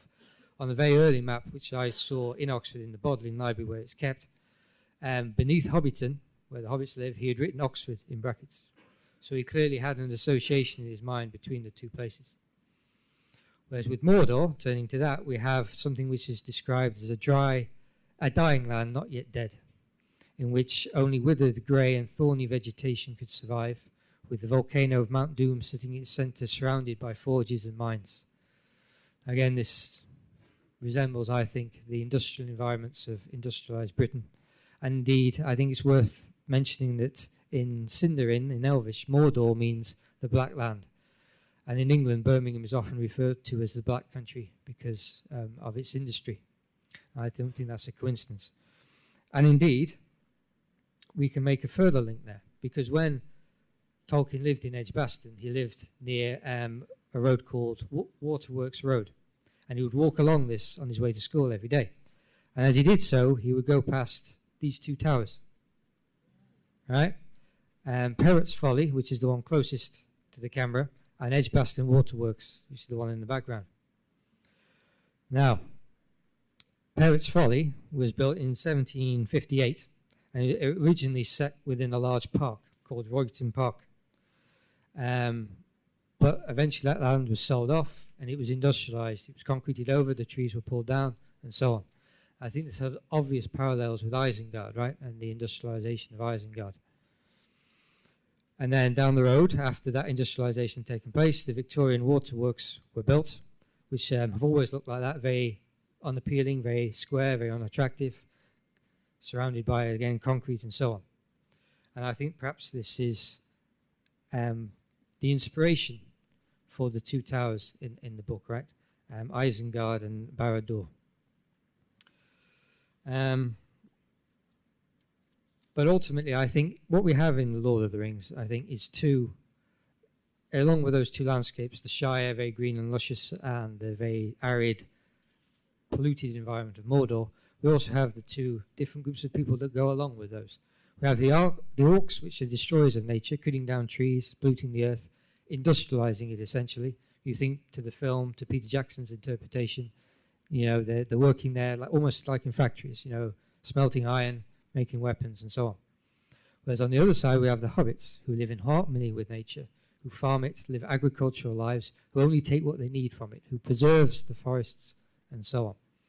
They frequently speak of the beauty of the Shire, and I said the need to preserve it. Now, it particularly comes out in the book with the scouring of the Shire, which I think was mentioned briefly by the first presenter, because during that chapter, when Frodo and Sam and so on come back, it emerges that Saruman had tried to industrialize the Shire in their absence, but the hobbits had rejected this and turned it back to the way it was.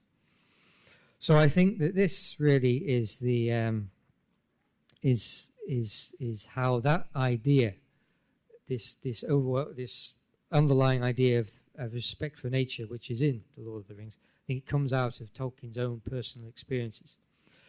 So to talk a little bit about the contemporary relevance of that, clearly before the onset of the modern problems we have of global warming and etc., deforestation and so on, particular problem here in Indonesia, Tolkien was stressing the importance of environmental conservation, even then. The Lord of the Rings foregrounds how man must live in harmony with his surroundings, taking care of nature and only using what he needs, as I said. And to relate that to the Quran, because we're an Islamic institute and we have to do that, a message in keeping with the Quran and Hadith where man is appointed the Khalifa on earth, right, and charged with looking after it. So this is a quote from the Hadith which I think relates very well to the Lord of the Rings, what Tolkien was trying to say. The world is green and pleasant, and God has put it under your charge to see how you will manage it. I think that very neatly wraps up how Tolkien felt about the environment from his own personal experience and what he put into the Lord of the Rings. Right, so that's the first point. I just want to do this brief. I don't want to burden you too much. So the next point was about fellowship and the just war, which I mentioned.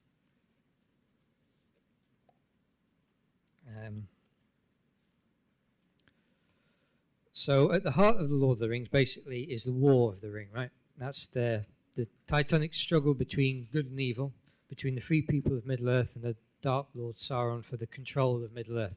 That's basically what the story is what's at its heart, right? I mean, we can argue about other things around that, but that's the core of it. So why did Tolkien include that? Where does this come from? What inspired him to do this? Was it just an arbitrary choice? He needed something dramatic at the center of his narrative, or is there something more to that? I think there's something more to it. And I also think there's something more to the idea of the fellowship. And that both of these things come out, again, of instances in Tolkien's early life. So let's look at that. So while in Edgbaston, Tolkien attended the King Edward School, where he formed a close relationship with three classmates, Rob Gilson, Geoffrey Backsmith, and Christopher Wiseman. That's the school there. It no longer exists, which is why it's an old photograph. But in 1911, Tolkien and his three friends formed a secret fellowship, the Tea Club and Bavarian Society, TCBS, which was named after a Barrow's store, which was just down the road. They used to go and eat and drink tea there. And it's often been suggested by some people that these four brothers, as it were the inspiration behind the four hobbits, Frodo, Sam, Pippin, and Merry. But I'll come back to that later. But they would meet regularly and they would discuss art and literature. And they were quite serious about that. They would write stories and so on, share them with each other. And it's during this period that Tolkien began to create his first made-up languages, including Elvish. He began that during this period, being he was younger than all of us. And he also started to write the first stories that would eventually make up the mythology of the Elder Days, which we heard a bit about before. But in 1911, Tolkien also went up to Oxford, to Exeter College, which is pictured here, where he maintained his interest in language and literature, specializing in philology. And he continued to write and exchange stories with his fellow members of the TCBS. But he graduated in 1915 with a first in English language and literature. But of course, by 1915, the First World War had broken out the year before in 1914. So in July 1915, immediately upon graduation is always in July at Oxford, Tolkien became a second lieutenant at the Lancashire Fusiliers.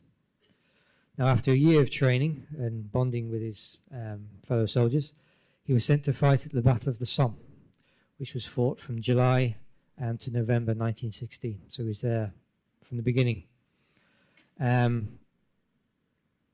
he was joined there by his two friends from the TCBS, Rob Gilson and Geoffrey Back-Smith. They weren't in the same regiment; they were in a different one, but they were all there on in the same battle site, and he had the chance to meet up with at least Geoffrey, and he participated in several major assaults during the battle, including the Schwaben Redoubt, the Leipzig Salient, and the Regina Trench. But during the last engagement, on October the 27th, so towards the end, just 3 weeks off the end of the battle, he came down with trench fever, which is a type of typhoid spread by lice. And so he was sent back to England because he was too ill to continue fighting. But there is no doubt that this event in Tolkien's life was very traumatic and had a very deep impact on him. Right, not only do we see a return to a very barren landscape, right, where no trees, no grass, nothing lives, right, again like Mordor, but the Battle of the Somme was one of the bloodiest in history. There were 300,000 people killed during that battle, which is almost as many as have been killed in Syria over the conflict there, and over 1 million casualties. And Tolkien experienced this personally because both of his friends were killed at the Battle of the Somme. And indeed, in the final few weeks after he left, in the 3 weeks that left, almost his entire battalion, the Lancashire Fusiliers, was wiped out. Almost everyone he knew. Right? And in his preface to The Lord of the Rings, he would write about when he was talking about the War of the Ring, he said, "One has indeed personally to come under the shadow of war to feel fully its oppression. By 1918, all but one of my close friends were dead." So I think this undoubtedly, as I said, had a serious impact upon him. And indeed, this is readily apparent because while he was convalescing during 1917, when he went back to England, he started to collect and expand the stories he had written with the TCBS because he felt he owed it to his friends. And these would form the mythology which The Lord of the Rings is based on, the Silmarillion and so on, was written during this period, or started at least during this period. In particular, he started to write Beren and Luthien, which is a central text within that book, and which was he based it on himself and his wife, because for those of you who don't know, this story, which was published in full just in 2017, is about a elfin maiden who gives up her immortality to marry a soldier, a warrior, right, Beren. And he identified, as I said, these two characters with himself and his wife. And so when his wife died, he put Luthien on her gravestone. When he died a few years later and was buried with her, his children put Beren underneath his name. As you can see there, it's just the gravestone there. So I think this really, this experience of war is what underpins The Lord of the Rings, and the War of the Ring, I should say. It shapes his perception of war.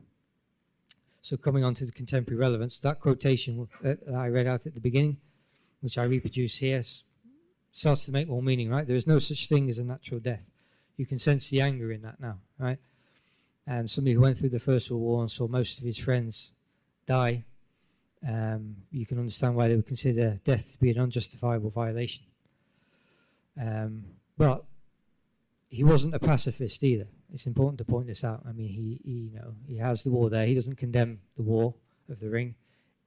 And I think that's because he understood the need for a just war.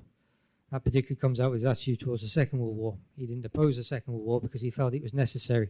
It was necessary to oppose fascism in Europe, simply because it was necessary to fight against that kind of evil in order to preserve what you think is good, right? So in order to preserve the Shire, to preserve Oxford or Solihull or whatever it is that's important to you, sometimes it's necessary to take up arms when it's threatened seriously, right? And to relate that again to the Quran, I think that's compatible with 3940, where, to those against whom war is made, permission is given to fight.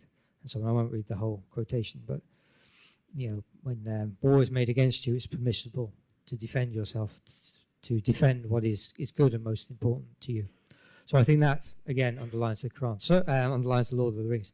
So although these aren't perhaps symbols in the proper sense of the term, I think there's something which do come out of Tolkien's life, comes out of his biography, inform his creation of the text, and give it perhaps a deeper meaning than he intended or that he appreciated, and which I think preserves its relevance for today. And on that, I will end. Thank you very much. Now we open the floor for any questions from the audience. If you have a question, please, you can walk to the mic and ask your question. Dr. David, I have one question for you. It's concerning the orcs. About the nature of the orcs themselves. As you've explained that the orcs were corrupted, yes? And from what I've read, the orcs were tortured by Melkor, or later known as Morgoth. So despite being tortured and corrupted by Morgoth, why do you think the orcs actually do Morgoth's bidding, even after, why do they still, how should I say this, continue with, doing the things that they do in Lord of the Rings and So, if I understand you correctly, why do they continue to do evil, despite? I guess that it all depends on. That's a very good question. Why do they continue to be evil, to do the things that they are doing? I guess that Tolkien, to a certain extent, wants us to give. He's giving us an overall picture of human nature, right? The perversion of the orcs by Melkor and the sufferings that they've undergone have sort of, to a certain extent, turned them away from good, right? But therein lies the catch that Tolkien perhaps wanted to show us, that despite being perverted, despite being brainwashed, despite being turned from goodness, there is always the opportunity for redemption. There is an opportunity for the orcs to become good. So we see slivers, perspectives of goodness that the orcs do have from their former self.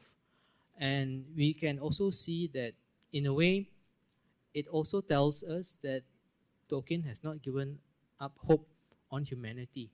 And the orcs, therefore, have this opportunity of, to a certain extent, redemption, but it is very limited. So, in a way, this ties in with the whole mythology of Middle-earth, of the consistency of the story, right? If the orcs were to be given that opportunity to turn over a new leaf, as they say, then they would really put a spanner in the works of Middle-earth, mythology of Middle-earth, and the consistency of how the characters, in fact, carry themselves. Right? Thank you. Any questions from the audience? Right. Good morning, everyone. My name is Nesa. That's a very interesting question, I thought. Why do they continue serving evil?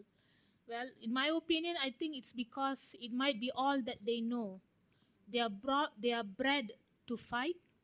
They are bred from small as this fighting machine. And so that's what they continue to do, because they know no other way. If I could use a more modern example, like Star Wars and the Stormtroopers, The Force Awakens, where Finn suddenly realizes that he does not want to continue to kill as a Stormtrooper. So perhaps it's something like that. That he was taken from a family that he doesn't remember. He was trained to fight, but the fighting itself, when it really happened, was not at all what he had pictured. So perhaps the orcs are like that. That's all they know. That's the life they know. They are bred to follow orders, and so that's what they do. Thank you. I think that's a kind of a philosophical question, right? But interesting insight. Just to add on to Nessa. sorry, I don't want to hog the entire discussion, but I'll make a quick comment on that. If you compare the race of the ox, there's one more race, the newly created one by Saruman, the Uruk-hais. Right? If you compare the ox with the Uruk-hais, the Uruks, right, as they are called. Again, Tolkien was making a comment of eugenics, of how the perversion of technology, cloning, right, allusions to that. And if you see the Uruk-hais, they're pure evil all the way, right? They kill without any hesitant, right? And if you compare them with the ox, then we can see a clear delineation, right? They're opposite ends of the scale. The Uruk-hais, again, Tolkien's strongest statement besides the environment is on human experimentation back then, right? Perhaps it's alluded to World War II, Aryan race, you know. So the ox therefore have that limited transcendence, and we see the whole entire diversity or the multiple perspectives of how Tolkien wants to see the possibilities of redemption, and how a certain race, though condemned, there is hope for them, right? But again, back to your question, sorry, what's the question again? Do we need to fear?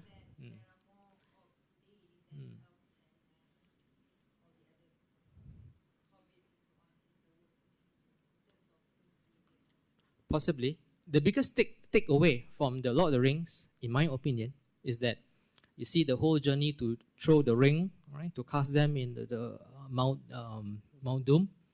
Even though the odds are against you, even though you know that you're going to lose, but the fact that you are doing it for goodness, and you will die doing it, do not ever give up hope.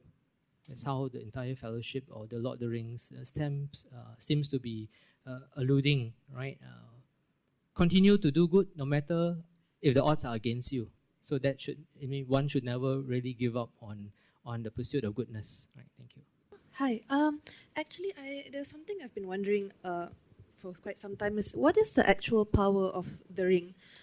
Because I mean, it helps the hobbits in the sense that it gives them invisibility. It's useful for Sauron because he's a disembodied spirit right now, and he gives him some kind of tangible body. But I don't know, apart from having that desire, what exactly can the ring do? Like Faramir and Boromir wanted it for Gondor, but even if the armies of Gondor had it, like what exactly does the ring do for normal people? If it falls to Aragorn, who's a very strong warrior, then you can imagine what he will use the ring for. So it goes accordingly to the person who wields the ring. And we know the essence of the ring is Sauron's essence. He has transferred his power, part of his power, to this ring. So he can control the rest of the rings. Right? He wanted to control the rest of the rings, the ring wielders. We have the 7 dwarfs rings, right? And we have the 9 rings for mortal men and 3 elven rings. So he wanted to control them. So the idea that was put forth in the ring is to control, dominion, and corruption. So if it goes to, say, a stronger person like, say, Legolas or Aragorn, then they'll be using it because they have the capability to fight, wield weapons, you know. So it will corrupt them in that way. While the hobbits are, more tame, more mild in manner, so they will, use it for sneaky stuff like Gollum. Let's say Gollum. Gollum is a hobbit that was corrupted. So he was using it for survival, to catch food, to steal. So it goes according to, it is the power adjusts according to the wielder. So that is how the power works, the One Ring.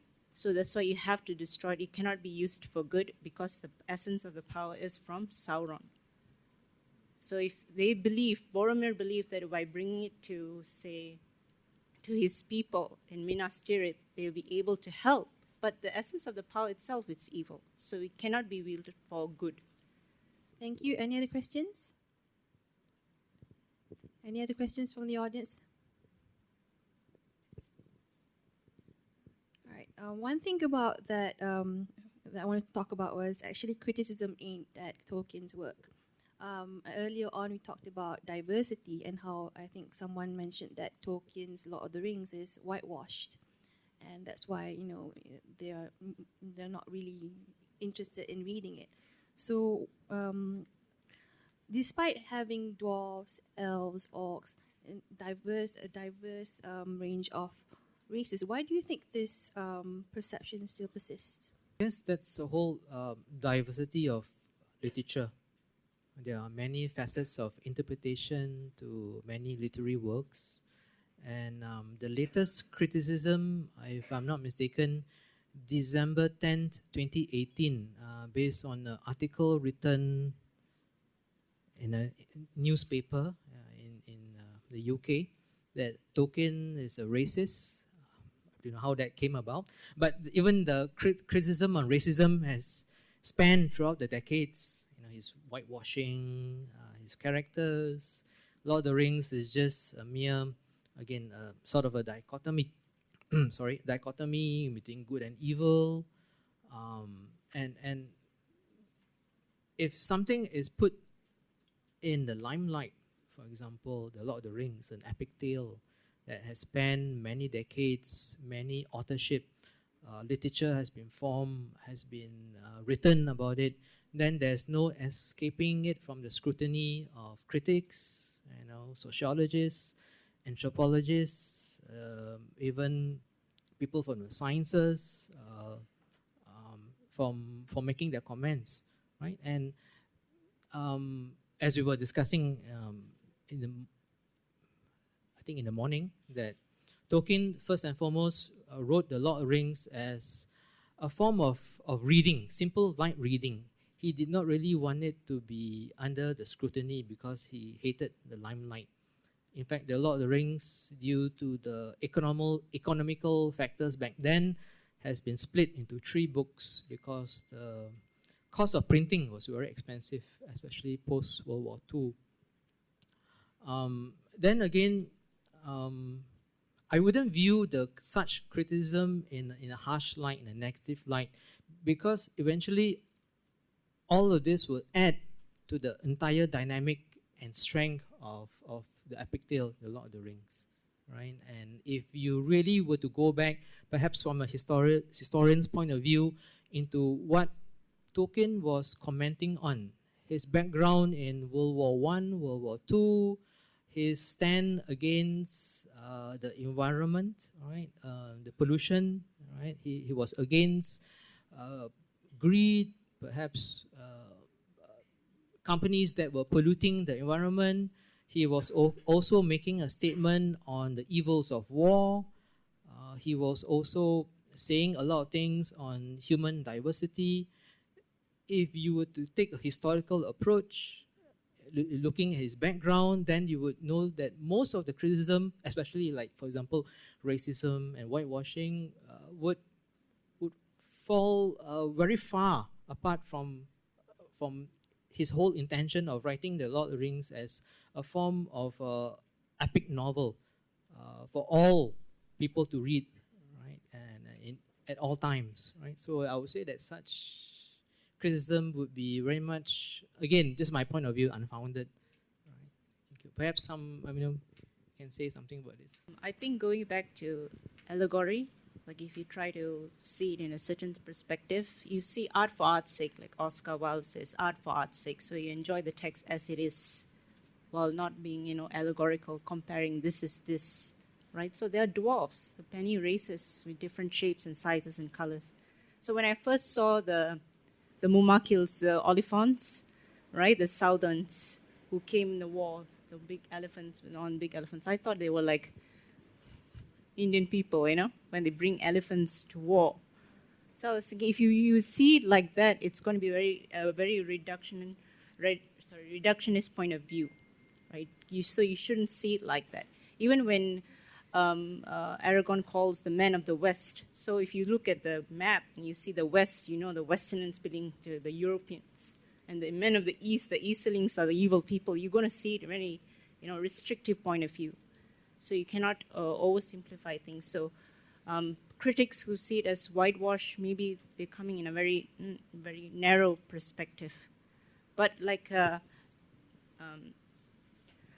my colleague mentioned that fellow speaker mentioned that it kind of invites more diverse comments, right? And there will be criticism, so you must be able to accept criticisms, and kind of enriches also a viewpoint. Yeah, some people see it in a negative light, some people see it in a positive light, some people in the middle, so that kind of thing. But I see that you cannot really directly apply one situation to one. So art for art's sake. Yes, I'd agree with what both of my colleagues have said on that point. But just to add again from a historian's point of view, I think it's important to understand Tolkien from his context. And I think the idea of whitewashing, I mean, for us today, this particularly in the UK and here where we have a lot of racial diversity, is something that immediately springs to mind because it's a big issue. But in Tolkien's day, when Tolkien was writing The Lord of the Rings, there was no ethnic diversity in the UK. It was a very white environment. So it probably wouldn't have been in the forefront of his mind to include different races. But even so, he does create diversity by creating, the dwarves and the elves and so on and so forth. And certainly, I mean, his attitude towards the Nazis in Germany and their forms of racism is very well documented. He was very anti that, found it very distasteful. So I don't think it's appropriate to call him racist in any sense of the term. I just think he was a product of his time, and he wrote from his own context. Hello. Can I ask this question to all the panels? So you mentioned earlier how fantasy is still regarded as childish, and we can see that some scholars still don't take fantasy fiction seriously. Why do you think? Because obviously Tolkien is a very influential writer, and his works have influenced a lot of other writers as well. And there's a lot you can learn from his text as well. Why do you think that fantasy fiction is still seen as childish and not taken seriously, and what we can do to help it? Like I've previously mentioned, that because fantasy, they take this, critics, right, or some readers also find that it eludes reality. Like we escape. We don't want to face the reality, this world, in this primary world, according to Tolkien. So what we do is we read books, fantasy books, and we escape to that place because we don't want to face the reality. Say we're facing racism, right? Racism, we have discrimination, we have prejudice, so we don't want to face those realities, so we escape to a storybook, a novel, eluding reality. So a lot of critics find it that's eluding reality, not facing, not adapting, not accepting reality. But when it comes to Tolkien, he uses fantasy to, like I said, to reanimate old or ancient myths, tradition, values. He brings in them in his stories. So childish because we'll sit down and dream. That's what fantasy is about, right? Dream, story making, and being creative. So if we create, say, like for example, actually The Hobbit, right? You'll see the dwarf beards are supposed to be colorful, but in the movies we don't see that. But how do we take them seriously? Dwarves with blue beards or orange, different color beards, green beards or something like that. We're not going to see that part. We're going to see what they're going to impart on us. So fantasy, yes, to make it colorful, enriching. At the same time is to see how he brings about these moral values or lessons and integrate them in these fantasy stories. So the characters might be, because he's creating his own world, his own characters, right? So they belong to that world, but they resonate with our own world. The secondary world, like Middle Earth, resonate with the primary world, our world. So and the moral lessons that we learn from it. So people just take fantasy as in fantasy. That's why when I did my dissertation, I say, no, there's not only fantasy in Lord of the Rings, there's myth, old ancient myths involved in Middle Earth. Then we have fantasy because reanimating them, revisioning them, right? Then we have fairy story also. So we give them a narrative. And then there must be a happy ending because to give hope. Then with that hope, going back to Middle Earth, right? Journeying with the characters, we are given hope again. Then we come back to reality and we face reality, like how the characters face, arduous, challenges and obstacles. We come back and we face our own obstacles and challenges, and not to give up. So you see, in that point of view, then fantasy won't be childish or irrational. So if you see in a very limited point of view, then it's going to be restrictive again. So not to see it in a very narrow way. But I think a lot of authors use fantasy. Fantasy is in like creating, fantasizing. You have to see it as fantasizing something. So recreating something. I was in a bookshop many years ago, the fantasy section. So my friend was there, and he was interested in Terry Pratchett. In the fantasy section, in a lot of bookshops, there's a lot of authors. So my friend picked up this Terry Pratchett novel and some other writers, and they are pretty expensive. So I told him, why are you reading such fantasy writers? They're all imitations. You want to read the original fantasy creator? Read Tolkien. He created the entire genre, and subsequent authors were merely copies of. No doubt after that day I lost a friend because he disagreed. Yeah, correct. But sorry, I was just diverting, right? And that's the whole strength of fantasy. It offers a very different kind of level of thinking and level of rationalization that no other author or various from other genres can give us that insight. But again, to cut the long story short, why is fantasy not taken seriously? My short answer to that quite loaded question is simply because it goes against established canonical works. The canon has been established. Tolkien, can't fit Tolkien in any of the canon. Nope, not serious. My short answer to that. Thank you. I'd agree with that comment.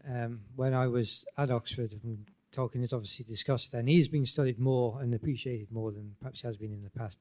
But there was a feeling that people in the English department didn't want to, the professors didn't want to focus on Tolkien because they weren't quite sure what the Lord of the Rings is. Because, it's not just a plain fantasy work, like my colleague mentioned, which, are usually ignored. But it isn't one of those very heavy texts which professors like to read, and like Faulkner or somebody like that. It kind of sits somewhere else. It's far more complicated and says for more than just a fairy story. But at the same time, it's not one of those gritty, realistic To Kill a Mockingbird, Lord of the Flies type things.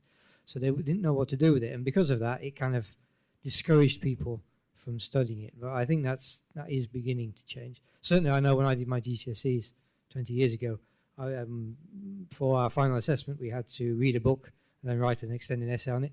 And I was told explicitly, don't pick The Lord of the Rings because it's not a proper kind of adult book. But I think that attitude is beginning to change now. And that statement was made like when I was very, very young, naive, and foolish. And The Lord of the Rings was the book, my idol, and also it was just a side story. So I don't really mean any disparaging remarks against Pratchett. Right?